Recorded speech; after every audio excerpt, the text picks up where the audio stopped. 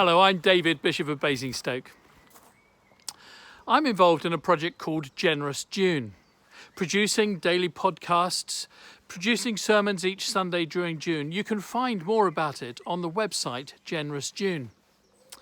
But of course, the reason we're doing it is because the very nature of God is someone who goes on giving and giving and giving. So that in the end, his Son gave himself for us on the cross.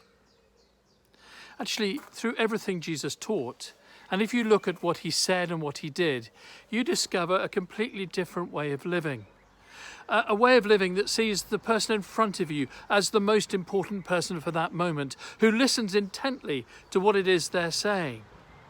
And whether we're facing issues of need or of injustice, or whether we're trying to make sense of some of the big questions of life, I have found as a Christian, as a follower of Jesus, I go back time and time again to the person, the works and the words of Jesus.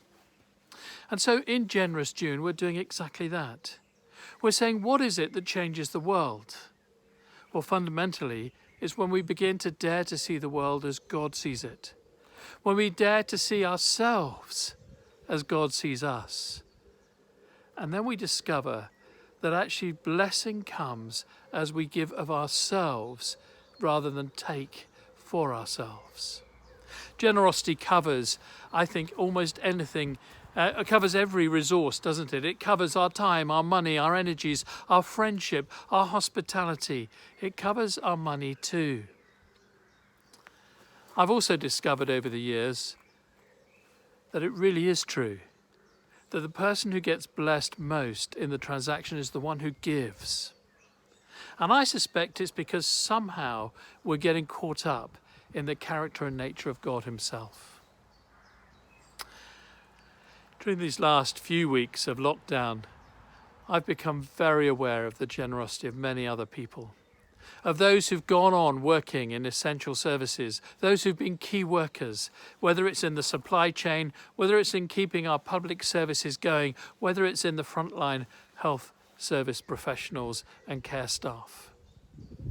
There have been some real unsung heroes, haven't there? What if we as a church began to see more clearly as we come out of COVID-19 that our task is to follow the one who invites us to follow him and to step into his footsteps, the one who gave everything for you and for me and invites us to join in. I hope I've intrigued you enough for you to look, if you haven't already, at the Generous June website. Listen to the daily podcasts. You'll find men and women, young and old, from Sheffield and from Winchester, every day looking through the lens of generosity at Luke's Gospel. Actually, this morning's Gospel reading is from Luke 2 in our morning service. God bless you.